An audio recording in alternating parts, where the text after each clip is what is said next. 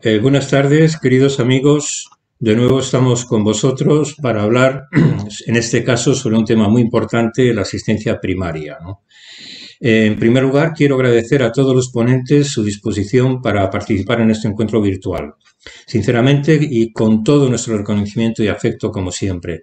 También quiero mostrar nuestro agradecimiento a Abbott y a Chiesi y concretamente a sus representantes Teresa García y Esther Mosquera, que van a participar también entre los ponentes.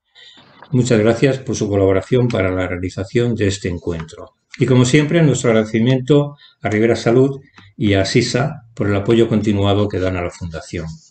El sistema de atención primaria, tan oportuno cuando se creó, lleva ya años haciendo crisis que se ha manifestado con mayor rotundidad durante esta pandemia del coronavirus.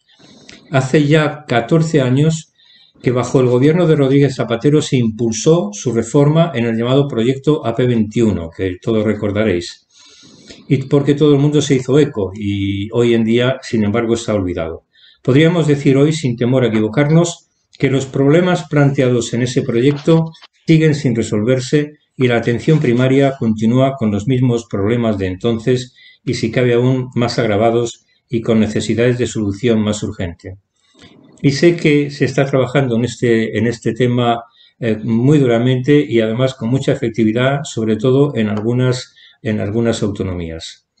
La atención primaria ha sido la puerta de entrada al sistema de los pacientes. Una puerta de entrada a los pacientes que acuden, ejerciendo, por tanto, funciones de discriminación de la demanda, filtración de la misma, a la atención especializada. Desde aquí se dice quién pasa, quién no pasa, con una actitud reactiva, como el conjunto de la atención sanitaria, que es reactiva, aunque va cambiando. Es decir, reaccionando a las solicitudes de atención y no siendo proactiva, promoviendo la salud de los ciudadanos y vigilando los riesgos y las enfermedades de su población protegida. Digo que cada vez se está cambiando en este sentido. No hay que entenderlo tan radicalmente porque sí que hay muchas campañas de screening, etcétera, que se van haciendo y cada vez va asumiendo primaria más funciones en ese sentido. La atención primaria, sin embargo, sigue básicamente siendo primaria, de menor rango. Es decir, para resolver problemas menores con inestabilidad, temporalidad y variabilidad de los médicos. Y aunque se habla en todos los sitios de una asistencia integrada entre los niveles asistenciales, esto sigue estando en la práctica lejos de ser una realidad.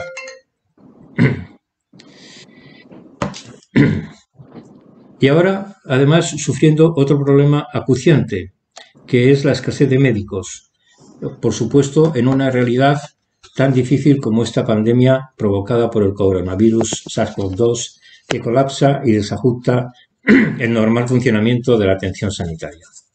Cuando hablamos de que la atención primaria sea el eje del sistema sanitario, parece razonable que la prestación asistencial se organice en función de los procesos de la atención sanitaria integral, desde la promoción de la salud y la prevención de la enfermedad hasta su tratamiento, curación y alivio o mitigación, integrando los recursos de primaria y especializada y dotando a la llamada asistencia primaria de una capacidad resolutiva y de un soporte tecnológico conforme al nuevo rol de coordinador general de la salud de los ciudadanos. En este sentido, se viene demandando cada vez más la necesidad de que haya mayor capacidad diagnóstica y mayor capacidad de pruebas en primaria. Y hoy en día hay muchísimas cosas que se pueden aportar a primaria sin ninguna dificultad, que van a mejorar el diagnóstico, que van a permitir que los tratamientos sean más eficaces y que además van a redundar siempre en economías, porque cuanto antes se diagnostique, antes se tratará y la evolución de la enfermedad no progresará. Porque cuanto más progrese una enfermedad, más costes vamos a incurrir luego en remediarlo. Es desde la atención primaria, además, desde donde mejor se pueden implementar las políticas de salud pública, porque están en contacto directamente con los ciudadanos. Esta coordinación debe de hacerse no solo con los hospitales de agudos, sino con todo el resto de los dispositivos y los servicios, ¿no? con hospitales, emergencias, convalecencia, con salud mental, dependencia, etcétera. Yo siempre he dicho que deberíamos de cambiar el nombre, de que el nombre de asistencia primaria es como un menosprecio, ¿no? Desde la Fundación venimos proponiendo que los médicos de familia y atención comunitaria pasen a ser los que cuiden de la salud integral de los pacientes a él asignados, realizando, por tanto, como decía antes, una gestión de base poblacional de promoción de la salud, prevención de enfermedades, persiguiendo un diagnóstico precoz, con una participación además en todos los episodios que pasan sus pacientes, que esté al corriente y esté integrado con aquellos episodios que vaya pasando el paciente en un hospital o con consultas con especializados, etcétera, teniendo acceso a la información y gestionando después ese contexto, sobre todo cuando está atendiendo a una población cada vez mayor de pacientes crónicos con pluripatologías y con tratamientos también diversos. Pienso que los médicos de primaria deberían de tener en el radar, como decía Rafael Bengoa, cuando nos contaba su experiencia de Kaiser permanente, a todos sus enfermos. A todos sus ciudadanos, a toda la población que tiene asignada, enfermos o no. Obviamente, para que todo esto funcione, necesitamos una buena gestión de los centros, definición de los protocolos, objetivos en salud, mejorando la formación de los profesionales, garantizando la estabilidad en el empleo, proporcionando incentivos según los resultados y salarios dignos y adecuados similares a los de cualquier otro especialista, y sin olvidar el necesario reconocimiento social y del resto de los profesionales. Es necesaria una completa transformación. Las transformaciones no son de la noche a la mañana. Las transformaciones pueden tener un proceso y no estamos exigiendo una revolución, sino sencillamente una transformación que pueda llegar a tener un modelo ideal para la atención a la salud de los ciudadanos. Sobre todo esto vamos a hablar hoy y seguiremos hablando en el resto de encuentros que hagamos sobre las diversas materias a lo largo del año 2021. Bueno, tengo también un mensaje, una idea que quería lanzar, no sé, la voy a lanzar ahora en principio, pero la reiteraré después, y es en la experiencia en la pandemia, que vamos a ver, decimos que no hay enfermedades sin enfermos. Bueno, yo diría que lo que he visto es que hasta ahora en la pandemia se ha hecho una tabla rasa y no ha habido una segregación bien de la población de riesgo para tener unos protocolos especiales con la población de riesgo, de manera que una persona de riesgo que resulte contaminada, que resulte infectada, pueda tener inmediatamente un tratamiento que va a evitar que luego empeore. Pero no lo podemos retrasar, porque si lo retrasamos, entonces va a entrar ya en el desarrollo de la COVID-19 de manera grave. Bueno, antes de pasar la palabra al director general, a Jesús Vázquez Castro, que le agradezco muchísimo su deferencia para estar aquí con nosotros, sobre todo cuando están hasta arriba de trabajo, y que viene en representación de la Viceconsejería de Sanidad de Madrid, del doctor González Armengol, que no ha podido estar hoy aquí, pero realmente estamos muy satisfechos de contar con una persona tan reconocida como Jesús Vázquez Castro. Y quería decirles antes de terminar que el día 8 de marzo, lunes, por la tarde, vamos a tener un nuevo encuentro que bajo el título Un reto tras la pandemia, las listas de espera, de la que ya hemos hablado en ocasiones, listas de espera responsables de la gestión sanitaria. Vamos a invitar a responsables de la gestión sanitaria, a consejeros de sanidad, para que nos cuenten las estrategias que piensan adoptar con el fin de resolver y superar el problema de las listas de espera y recuperar al menos los tiempos de espera existentes antes de la pandemia, que ya eran graves. Les invitamos a que se inscriban. Y nada más. Solo les recuerdo, como siempre, que pueden visitar la Expo, pueden participar en el networking. Ahí tenemos un sondeo que esperamos que cumplimenten, esa encuesta, Y muchísimas gracias a todos, un fuerte abrazo a todos y tiene la palabra el doctor Vázquez Castro. Así que Jesús, por favor. Muchas gracias. Buenas tardes a todos. Un placer haber sido invitado a este foro, que yo creo que no deja de ser una oportunidad para que, en este caso, desde esta Dirección General de Proceso Integrado, que abarca, como saben, las 4 gerencias, tanto primaria como suma, como hospitales y planificación estratégica en la Comunidad de Madrid, de lo que es la parte del servicio madrileño, una oportunidad, en primer lugar, para hacer una pequeña reflexión de lo que hemos vivido en el último año, porque se cumple prácticamente un año, quizá el peor año profesional y no sé si personal de nuestras vidas, difícil de encontrar una situación parecida a la que hemos vivido y que prácticamente hace un año por estas fechas en la Comunidad de Madrid vivíamos uno de los retos más trascendentes e importantes para la tensión de lo que es un sistema sanitario. Muy especialmente para la atención primaria en la Comunidad de Madrid, pero por ende yo creo que en todas las comunidades se ha vivido una situación más o menos similar, estoy seguro.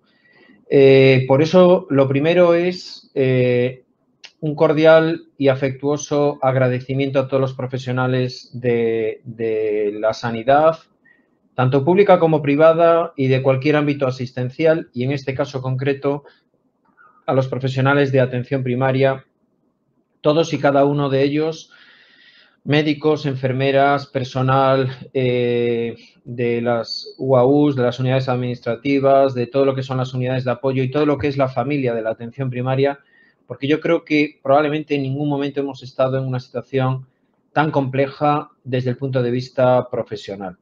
Hace exactamente un año, cuando empezaba esta pandemia, y en concreto en la Comunidad de Madrid, que como saben, allá por el 21 de marzo se abrió el hospital emblemático IFEMA, donde había en ese momento 3.000 personas pendientes de ingreso en los servicios de urgencias de los hospitales de la Comunidad de Madrid, pero ya 3-4 semanas antes estábamos empezando a vivir una situación inédita. Empezábamos a tener profesionales que estaban empezando a ver cómo los drenajes a los hospitales por las ambulancias, etcétera, no era fluido. Teníamos que atender a pacientes en su ámbito domiciliario como nunca antes tuvimos que hacerlo, con balas de oxígeno, con mórficos, en una situación donde estaba colapsado el propio 112, donde las urgencias hospitalarias tenían pacientes con varios días para poder tener un ingreso. Esto es un poco la foto, incluida la parte sociosanitaria, que no nos olvidemos que también fue una auténtica situación complejísima lo que se sufrió en cada uno de estos centros sociosanitarios. Pues bien, yo creo que es justo un reconocimiento expreso a todos los profesionales que cada uno en su ámbito asistencial, donde cada uno ha tenido que estar desempeñando esas funciones, pues ha tenido sin duda experiencias que va a recordar, yo creo que para siempre, y que se ha vivido, como saben, pues situaciones de miedo, situaciones de pánico, situaciones de valentía, ha salido lo mejor y lo peor probablemente del ser humano, y yo creo que en ese contexto han sucedido muchísimos hitos que yo creo que no son ajenos a la atención primaria. ¿Qué quiero decir con eso? Quiero decir que hemos tenido que aprender todos a trabajar de una forma distinta. Hemos tenido que empezar a reinventarnos y eso nos lo ha dado una crisis sanitaria brutal. Para que se hagan una idea, un año normal en la Comunidad de Madrid, que hay 430 puntos asistenciales entre centros de salud y consultorios para una población de 6.800.000 habitantes, un año se atienden aproximadamente 45 millones de consultas en nuestros centros y dispositivos de atención primaria. Siendo la mitad el año pasado de esas consultas, en torno a 23 millones, fueron consultas telefónicas y casi 1 millón en el propio domicilio del paciente. Hablaba antes en la introducción, Ignacio, que evidentemente vamos a tener que retomar una actividad que en muchos casos se ha perdido por el COVID, pero que existe una patología no COVID, sin duda, que ha tenido que va a aflorar y que está aflorando tanto en atención primaria como en los hospitales. Decía esto del tamaño de lo que es una atención primaria y de una asistencia tremenda y muy compleja, donde hemos tenido que, bueno, pues reordenar mucho la capacidad asistencial de nuestros centros, bien porque había profesionales enfermos, bien porque hubo muchos profesionales que estaban en una situación desfavorecida y que tenían que estar por un servicio de prevención protegidos y no podían estar atendiendo pacientes de forma directa. Eso hizo que mermó mucho la capacidad y hubo que reinventarse. Cada comunidad estoy seguro que ha hecho lo que ha podido en cada momento y, sinceramente, la experiencia en la Comunidad de Madrid ha sido, pues, ya no solamente primero valorar las posibilidades y la capacidad de atención que se tenía en el dispositivo adecuado, sino que hubo que volver a trabajar en algo que nos ha hecho muchas veces ver qué déficits teníamos, no solamente en profesionales, en recursos humanos y ya no de médicos, sino en categoría profesional como en enfermería, donde ya existe un déficit importante en toda España y que también ha hecho que los centros de salud arquitectónicamente, estructuralmente, se hayan visto las carencias que en algunos casos se han manifestado, sobre todo en intentar conseguir espacios razonables de seguridad tanto para el ciudadano como para la población, haciendo, pues eso, desarrollos en infraestructura y adaptaciones, que fue un esfuerzo muy importante de señalética en todos nuestros dispositivos. La atención primaria ha tenido que seguir sustentando, en muchos casos, lo que es la parte sociosanitaria, la parte de contacto con el paciente, de inmediatez y, sobre todo, también trabajando el domicilio. Y, de hecho, en muchos casos, esa actividad que se tenía que recuperar se está recuperando claramente con el paciente crónico, con el paciente domiciliario, y en el ámbito hospitalario también se está trabajando porque existe un 30% de patología no aflorada y en muchos casos de consultas por miedo del paciente a acudir a un centro hospitalario. Esta situación de crisis muchas veces lo que nos hace es pensar en que, como todo, de una crisis sale siempre una oportunidad, y esa oportunidad en este caso es que nos ha enseñado a nuevos modelos de trabajo. Muchos modelos que han venido para quedarse.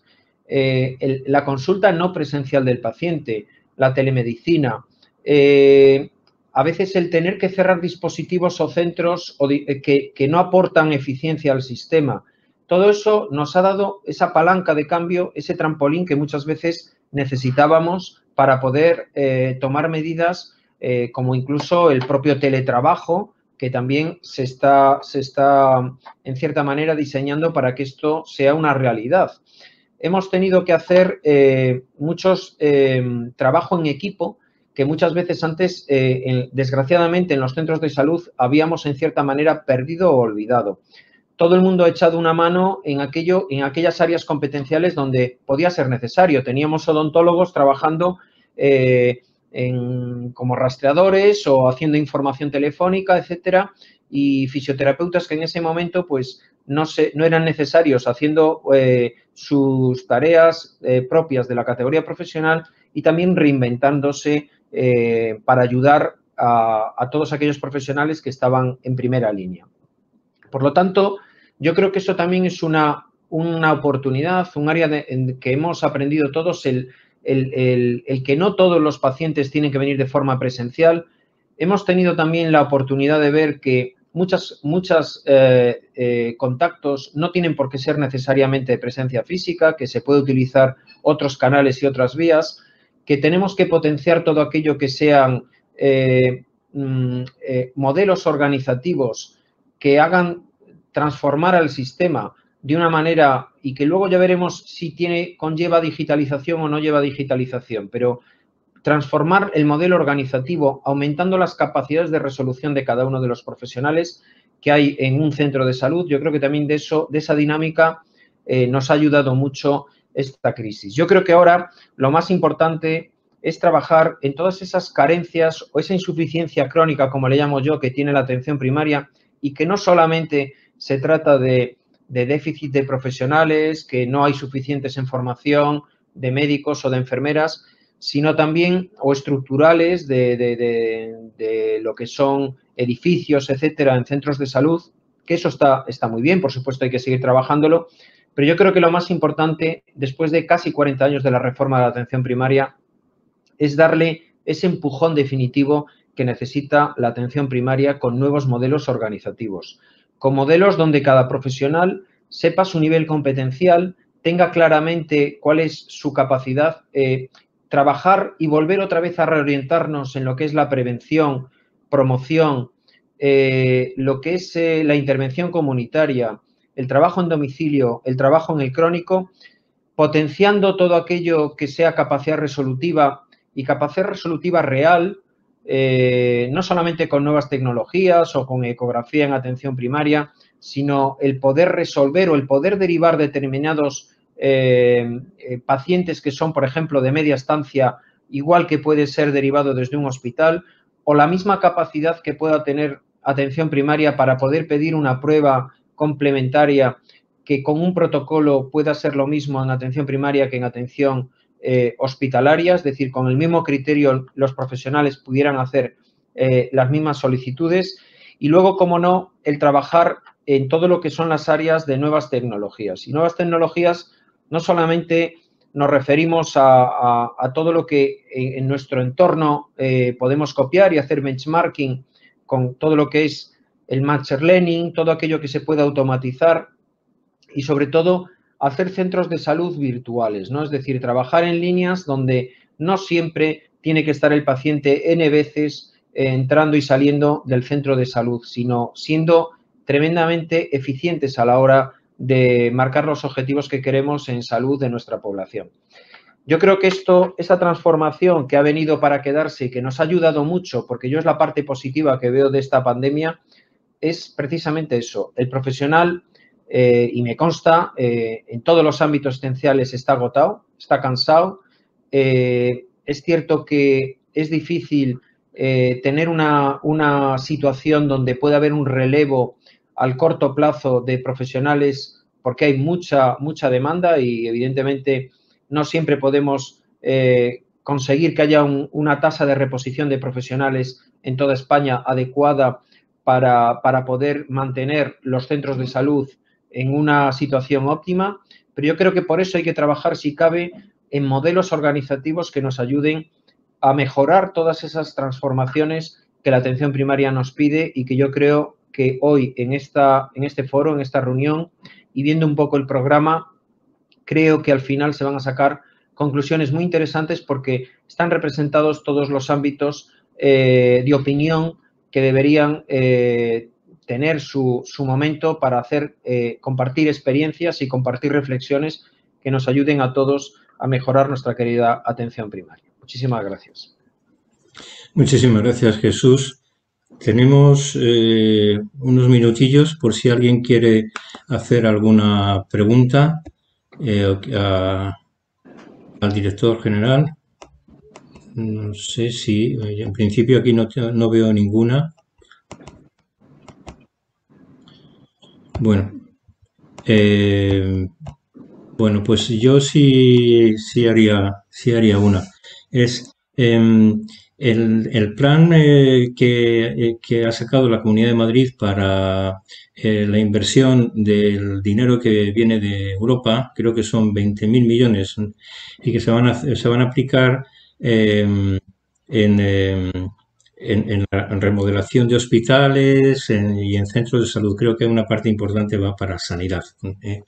Creo que eso va a suponer un hito muy importante para la renovación del sistema sanitario. Aquí me pregunta una de las personas. Estoy viendo la pregunta. Sí, efectivamente me preguntan que si creo que parte del futuro de atención primaria pasa por una enfermería con más competencias y de práctica avanzada. No es que lo crea, es que es completamente necesario. Es decir, el profesional de enfermería tenemos que darle el valor que tiene, y si aún encima es especialista especialista en enfermería familiar y comunitaria, mucho más. No podemos permitirnos el lujo, y esto es un tema que también lo estamos hablando con la Dirección General de Recursos Humanos y en mesa sectorial, no podemos permitirnos el lujo de tener enfermeros EIRES que forman en el ámbito comunitario y que luego acaben en un hospital. O sea, eso es una aberración. No lo puede permitir el sistema. Tenemos que, de alguna manera, hacer copartícipe de ese cambio a las personas que son, en este caso, especialistas en enfermería, con independencia de que potenciemos, como no puede ser de otra manera, los roles, las funciones y todo lo que es la capacidad competencial de una enfermera que trabaja en estos momentos en atención primaria. No podemos permitirnos el lujo de que algo que puede resolver una enfermera lo esté resolviendo un médico. Muy bien. Pues volviendo sobre el tema ese, a mí me gustaría saber un poco cuáles son los planes en formación. Porque, claro, toda transformación necesita también avanzar sobre el tema de formación y si dentro de la Comunidad de Madrid se ha tenido en cuenta estos aspectos. Sí, por supuesto. Es decir, todos los años hacemos una foto de las prioridades que se necesitan como líneas estratégicas y lo que eso puede ayudar pues para los profesionales, en este caso asistenciales clínicos, que son los que lo van a utilizar o emplear. Y evidentemente por ahí va la ruta de formación y docencia que hacemos todos los años y que priorizamos. Estamos también trabajando en una línea de buenas prácticas y que evidentemente pues va a ayudar mucho también a mejorar niveles competenciales de los profesionales. Vale, un minuto tenemos. Quisiera saber si hay algún plan para dotar a los médicos de primaria de algunas herramientas de diagnóstico rápido. Hoy en día sabemos que hay herramientas de diagnóstico de análisis de sangre, por ejemplo, u otros tipos que son inmediatos, que son en minutos, o sea, que se pueden hacer durante la propia consulta para poder tener certezas y poder luego diagnosticar mejor. También la posibilidad de que se sustituyan los fonendos por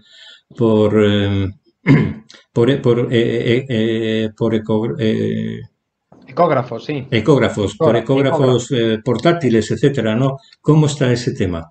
Pues yendo al primer tema, que es en concreto la capacidad de poder resolver, esto es un tema que lo estamos estudiando, pero no solamente para temas de bioquímica seca, etcétera, sino para darle, efectivamente no tiene sentido tener puntos, por ejemplo, en este caso de urgencias, donde no se puede hacer una radiografía o no se puede hacer una analítica, es decir, que estamos trabajando en eso, viendo cuál es lo eficiente y lo rentable para darle capacidad de resolución, no solamente en los puntos de atención urgente, sino aquellas otras pruebas que ya se han introducido algunas, sobre todo en el ámbito de la pediatría, para poder sobre la marcha tomar decisiones. Eso es importantísimo. Y la segunda pregunta con respecto al tema de la ecografía, como saben, en Madrid llevamos ya muchos años, casi 9, que estamos con un proyecto que yo lo entiendo puntero y estrella, que es sobre el tema de la ecografía en atención primaria. Hay un plan estratégico y prácticamente un porcentaje